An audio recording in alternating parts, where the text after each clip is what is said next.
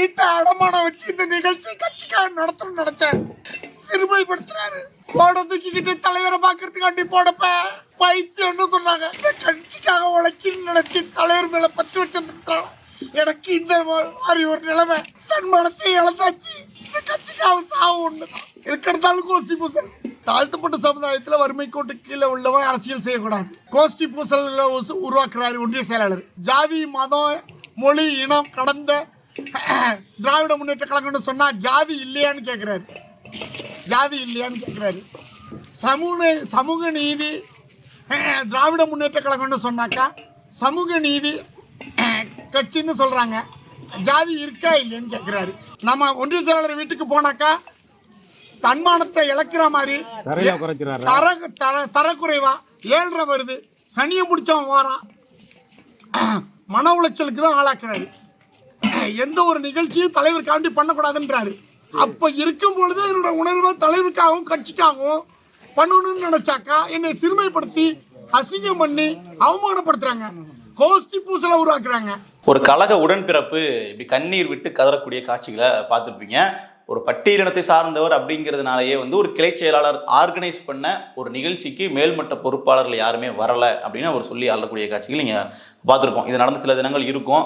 இது எந்த இடம், இதனுடைய பொறுப்பு அமைச்சர் யாருங்கிறது நமக்கு இதில் பார்க்கும்பொழுது புரியுது. கே.என். நேருடைய புகைப்படம் இருக்குது, அன்பில் மகேஷனுடைய புகைப்படம் இருக்குது. ஸோ அப்போ திருச்சிக்கு அருகில் உள்ள இடங்களில் தான் ஒன்று இருக்குன்னு வச்சுக்கோங்களேன். இப்போது இந்த மாதிரியான ஒரு அரசியல் கட்டமைப்பை வச்சுட்டு தான் நம்ம வந்து சமூக நீதி காத்த அரசு அப்படின்னு சொல்லி இவர்கள் பெருமையாக பேசிகிட்டு இருப்பாங்க. எல்லாத்தையும் சமூக நீதி இருக்கும்.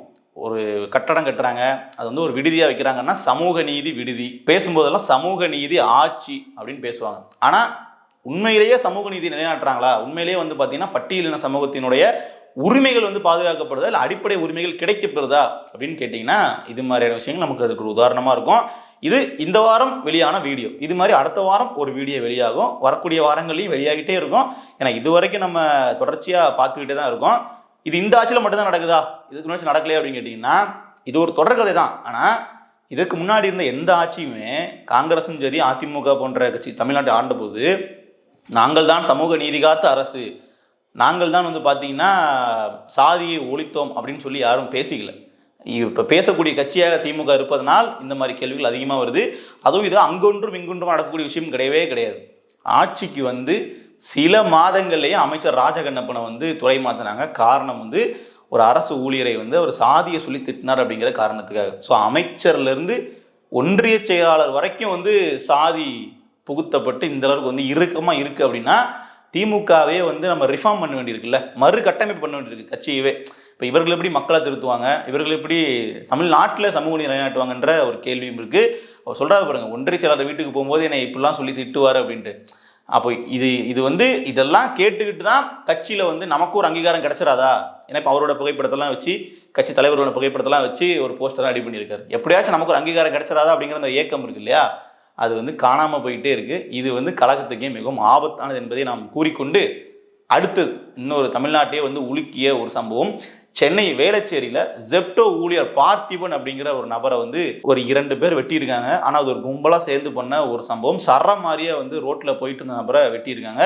அங்கே இருந்த ஊர் மக்கள் ஒட்டுமொத்த பேரும் சேர்ந்து கற்களால் எடுத்து வீசி அவர்களை வந்து அப்படியே அடித்து கல்லால் அடித்து ஓட விட்டுருக்காங்க. ஸோ அது உண்மையிலே வந்து பார்த்தீங்கன்னா ஒரு வரவேற்கத்தக்க ஒன்று. இது மாதிரி ரோட்டில் சம்பவம் நடக்குமோ சுற்றி நின்று வேடிக்கை பார்க்குறாங்க அப்படிங்கிற விமர்சனம் இருக்கக்கூடிய இந்த காலத்தில் இல்லை நாங்கள் தடுத்து கேட்போம், நாங்கள் என்னன்னு சொல்லி உயிரை காப்பாற்றுவோன்னு பண்ணாங்க இல்லையா, அது உண்மையிலே வந்து பாராட்டத்தக்குது.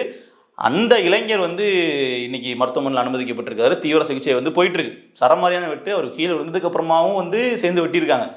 வெட்டினதுக்கப்புறம் கொஞ்ச நேரத்தில் வந்து பார்த்தீங்கன்னா அவர் இந்த வீடியோ அப்படியே வந்து அது ஒரு ஃபோட்டோவாக எடுத்து இன்ஸ்டாகிராமில் போஸ்ட் பண்ணுறாங்க. பார்த்தீங்களா நாங்கள் வெட்டிட்டோம் அப்படின்னு சொல்லி.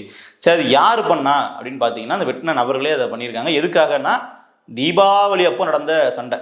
தீபாவளி அப்போ வந்து பார்த்தீங்கன்னா இவர் வெட்டப்பட்ட நபர் பார்த்திபன். ஸோ விஷ்ணு அப்படிங்கிற ஒரு நபரை வந்து இப்படி தள்ளி விட்டதா ஒரு தகவலை சொல்கிறாங்க. ஸோ உடனே வந்து அவர் நம்ம டி பிளாக் செந்தில்னு சொல்லி இப்போ மீம்ஸ்லாம் சொல்கிறாங்கல்ல, அந்த மாதிரி வந்து அவருக்கு என்ன பேர் வச்சிருக்காரு அப்படின்னா செக் போஸ்ட் ஹரின்றது ஒரு பேர்.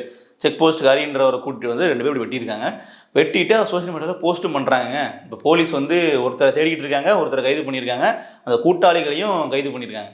இதில் என்னன்னா இது சும்மா நடந்த சம்பவமா, இது இயல்பாக நடக்கக்கூடிய சம்பவமா அப்படின்னு விசாரிச்சு பார்த்தோம் அப்படின்னா எடப்பாடி பழனிசாமி அவர்கள் ஒரு கண்டன அறிக்கை கொடுத்துருக்காரு. அதில் வந்து பார்த்தீங்கன்னா கஞ்சா போதையில் இருந்ததாக கூறப்படுகிறது அப்படிங்கிற ஒரு செய்தியை சொல்லியிருக்காரு.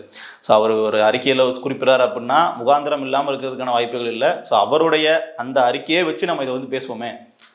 கஞ்சா போதையில் நடக்கக்கூடிய பல குற்றச்சாட்டுகளில் இதுவும் ஒன்றாக இருந்தால் இது எந்த அளவுக்கு வந்து சீரியஸான இஷ்யூவாக மாறிட்டு இருக்கு அப்படிங்கிறத பாருங்கள். நம்ம தொடர்ச்சியாக அதை பேசிகிட்டே வந்துட்டு இருக்கோம். இப்போ கடந்த ஒரு 4 நாட்களுக்கு முன்னாடி வந்து பார்த்தீங்கன்னா நெல்லையில் ஒரு சிறுவன் வந்து கொலை செய்யப்பட்ட சம்பவத்தை நம்ம பேசணும். வெட்டுப்பட்டு 5 நாட்கள் கழித்து உயிரிழந்தார். தீவிர சிகிச்சையில் இருந்து கிட்டத்தட்ட கடந்த 5ஆம் தேதி நடந்த சம்பவம். அப்போ அது ஒரு மிகப்பெரிய பிரச்சனையாக வந்து மாறிச்சு.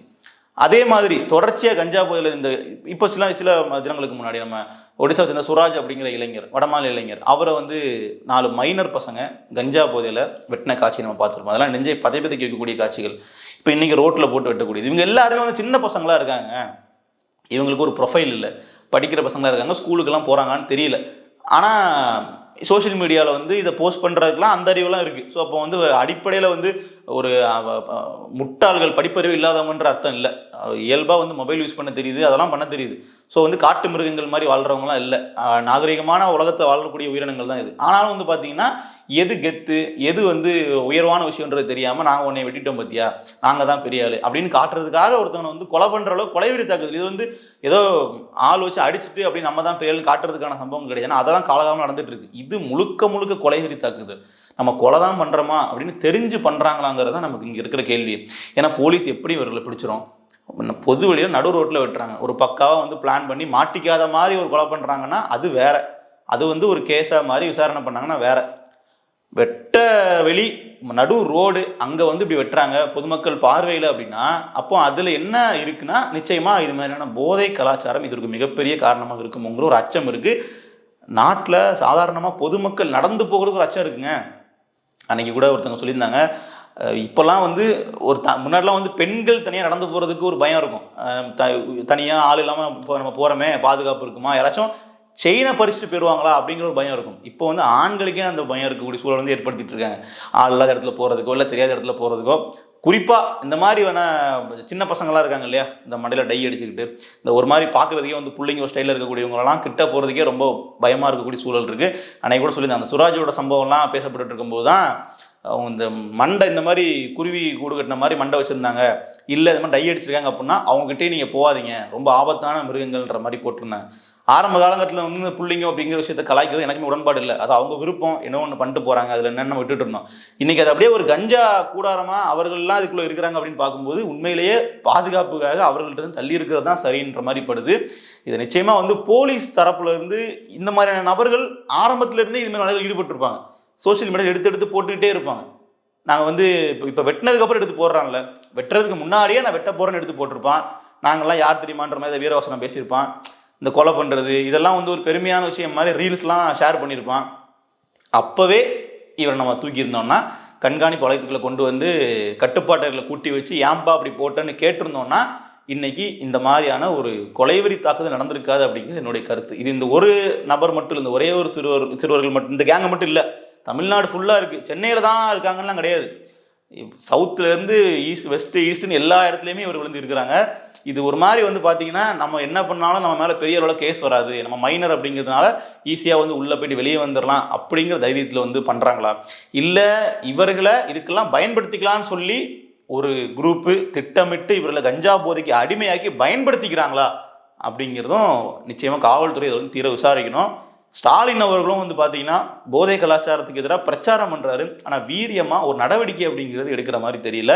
கட்டாயமாக இதில் வந்து அவர் எடுத்தே ஆகணும். இன்னும் ஆட்சி நமக்கு இன்னும் கொஞ்சம் மாதம் தானே அப்படிங்கிற மாதிரிலாம் இருக்கக்கூடாது. கொஞ்சம் அடுத்து நாங்கள் தான் ஆட்சிக்கு வரப்போகிறோம், 200 தொகுதி நாங்கள் ஜெயிக்க போகிறோம் அப்படிலாம் பேசிக்கிட்டு இருக்கீங்க. இந்த மாதிரி சம்பவம் நடந்துச்சு அப்படின்னா தமிழ்நாட்டில் உள்ள மக்கள் ஓட்டு போடுறதுக்கு கூட வெளியே வர்றதுக்கு பயப்பட வேண்டிய சூழல் ஏற்பட்டுரும் போல. இதற்கான தீர்வை வந்து நம்ம விரைவில் வந்து கொண்டு வரணும் அப்படிங்கிறது தான் என்னுடைய விருப்பம். அது ஒட்டுமொத்த தரப்புமே நம்ம ஒன்றா சேர்ந்து அதை குரல் கொடுக்கணும். சட்ட ஒழுங்கு பிரச்சனையில் வந்து பார்த்தீங்கன்னா நம்ம காவல்துறையிட்ட கொடுத்தாலும் இந்த போதை கலாச்சாரம் மாதிரியான விஷயங்கள் வந்து இன்னைக்கு பள்ளிக்கூட பசங்கள்கிட்ட முதற்கொண்டு கிடைக்கிது. நான் சொன்னேன் இல்லையா, நெல்லை மாவட்டத்தில் நடந்த கொலை அப்படிங்கிறது, அது 10ஆம் கிளாஸ் படிக்கிற சிறுவன். அந்த 10ஆம் கிளாஸ் படிக்கிற பையன் தான் அதனோட ஃப்ரெண்டு வீட்டுக்கு போகிறா சொல்லி போயிருக்கான். ஸ்கூலை கட்டடிச்சுட்டு போன இடத்துல அருவாள் வெட்டு அந்த பையனை வந்து அப்படியே அடித்து வெட்டி அந்த பையன் மருத்துவமனை அனுமதிக்கப்பட்டு சிகிச்சை பலனின்றி உயிரிழக்கிறார்.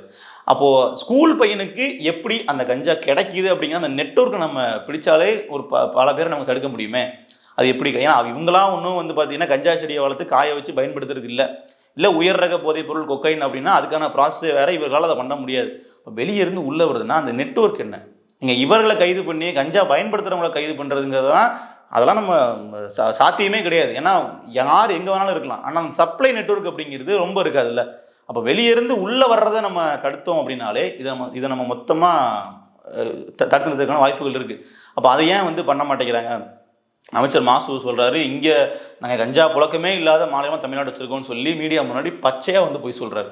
ஆனால் செய்திகளில் வந்து பார்த்தீங்கன்னா தினம் ஒரு கஞ்சா போதையில் ஒரு கொலை நடக்குது, ஏதாச்சும் ஒரு குற்ற சம்பவங்கள் நடக்குது, தொடர்ச்சியாக நம்ம அதை காதுகளில் வந்துக்கிட்டே இருக்குது. அப்போ இதற்கெல்லாம் நிரந்தர நடவடிக்கையாக இருக்க போகிறது ஒன்றுங்க தான், ஸ்டாலின் அவர்கள் எடுக்கக்கூடிய முடிவாக தான் இருக்கும். ஒரு சிறப்பு படையாச்சும் அமைச்சு இதில் வந்து ஒரு அதிரடி நடவடிக்கையாக கஞ்சா இந்த சிங்கம் 2 படத்துலலாம் சொல்லுவார் இல்லையா, அந்த படத்தில் கூட வரும், இங்கே இதுக்குன்னே தனியாக ஒரு ஸ்பெஷல் பிரான்ச், ஸ்பெஷலாக ஒரு டீமை வந்து இறங்கி அது எங்கெங்கெல்லாம் நெட்வொர்க் வந்து அவர்களுக்கு இருக்குது, அது எப்படிலாம் உள்ளே வருது, முதல்ல ஸ்கூல் பசங்களுக்கு எப்படி ஆக்சஸ் கிடைக்குது, அப்போ பள்ளிக்கூடங்களுக்கு பக்கத்தில் இதெல்லாம் பண்ணுறாங்களா, இல்லை அந்த சின்ன பசங்களை டார்கெட் பண்ணி இதெல்லாம் கொடுக்குறாங்களா, அவர்கள் சின்ன வயசுலேயே இதுக்கு அடிமையாயிட்டாங்கன்னா இளமை பருவம் முடியறதுக்குள்ளேயே வந்து பார்த்தீங்கன்னா அவரோட வாழ்க்கையை முடிஞ்சு போயிடும். அந்த மாதிரியான நிலைமைக்கு இவர்கள் வந்து போயிடுறாங்க. ஸோ இது சொசைட்டிக்கே ஒரு மிகப்பெரிய த்ரெட் அப்படிங்கிறது நம்மளாலே வெளியேருந்து சொல்ல முடியுது. அப்போ கண்டிப்பாக உளவுத்துறையெல்லாம் ஸ்டாலின் அவர்களுக்கு பல தகவல்கள் வந்து கொடுத்துருப்பாங்க. ஸோ ஒரு முதலமைச்சராக இதற்கு வந்து அவர் உண்மையிலேயே இரும்பு கரம்பு நடவடிக்கை எடுப்பார் அப்படிங்கிறத எடுக்கணும் அப்படிங்கிறத ஒரு கோரிக்கையாக வச்சுக்கிறோம். நன்றி.